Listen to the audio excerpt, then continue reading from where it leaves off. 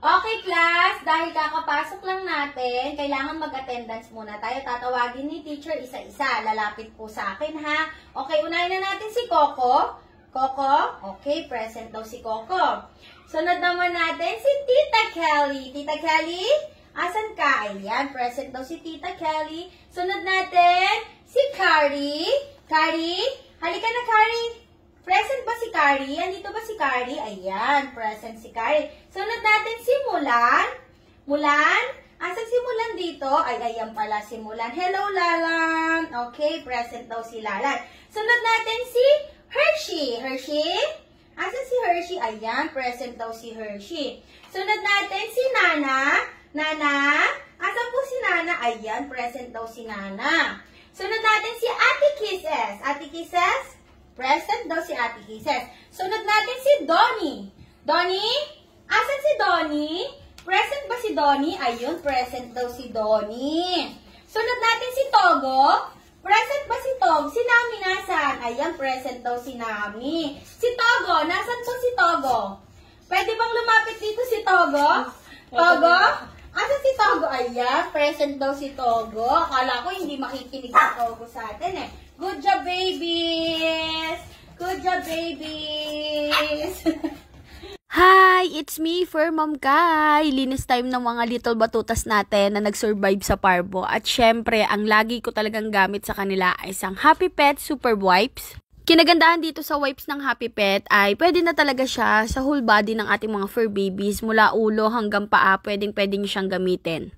Alcohol-free siya at fragrance-free siya, kaya naman safe na safe itong gamitin kahit sa mga little fur babies natin. Kahit kalakoko, ito rin yung ginagamit kong panlinis sa kanila. At gusto ko makilala nyo si Malio. Kamukhang-kamukha talaga siya ni Malia at ni Donnie, kaya cute na cute kami dito. Pagkatapos kong linisan yung katawan nila, nilinisan ko na rin yung tenga nila gamit ang Porens PH Ear Cleaner.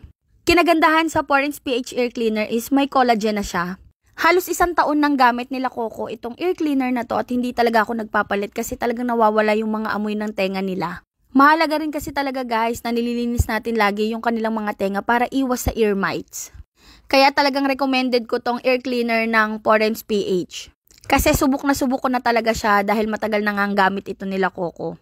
Kaya ito din yung ginagamit kong panlinis ng tenga nitong mga little batutas natin. May mga panahon na nalulungkot pa rin ako pag naaalala ko sila Chabilito dahil hindi na talaga yung mawawala sa puso natin. Pero masaya din ako dahil na-survive ko itong mga to sa parbo at syempre sobrang saya ko dahil napaka-healthy na nila. Nakakatuwa lang dahil ang hirap na hirap ako talaga maglinis ng mga tenga nila sa sobrang ligalig ng mga to.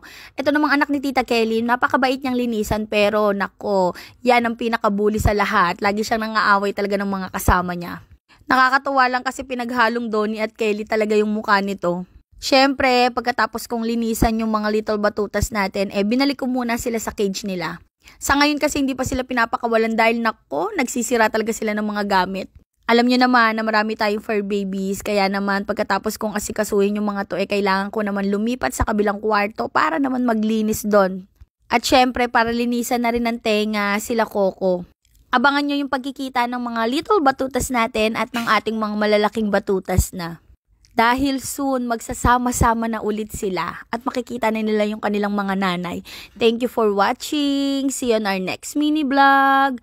Bye! Hello guys! Ayan, kung makikita nyo naman, nagdadance ang ating dance series na si Carrie. Pero syempre, time out muna tayo sa pagdadance dahil meron lang ako sa inyong gustong i-share na laro.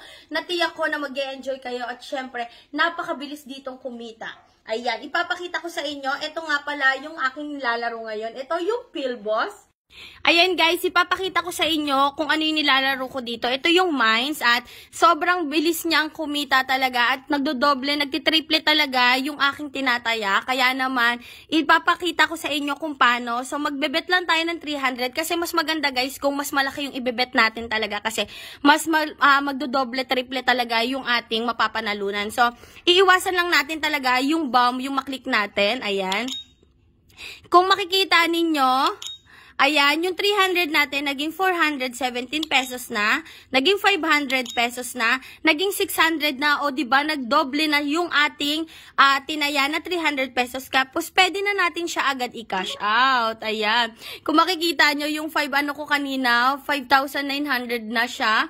So, magbebet ulit tayo ng 300. Ayan. Napakabilis talaga guys. Nakakaaliw pa siyang laruin. Ayan, yung 300 ko, 500 pesos na ulit siya. Nag 600 pesos na siya. So, pwede na natin agad i-cash out yan kasi nga, nagdoble na yung aking 300 pesos. Ayan, magbebet tayo ng mas malaki. Magbebet tayo ng 500 para mas malaki yung mapanalunan natin. Ay, nakakakaba, pero sobrang nakakaaliw siyang laruin. Ayan, tingnan nyo guys, yung 500 ko, naging 840 pesos na. O, diba, nagdoble na. Yung 500 ko, naging 1,000 pesos na ikakash out na natin yan. Tingnan nyo naman, 6,700 na yung aking pera sa aking account. Oh my gosh. So, ano pang hinihintay ninyo? Ilalagay ko na lang dyan sa comment section yung link at mag-register na rin kayo.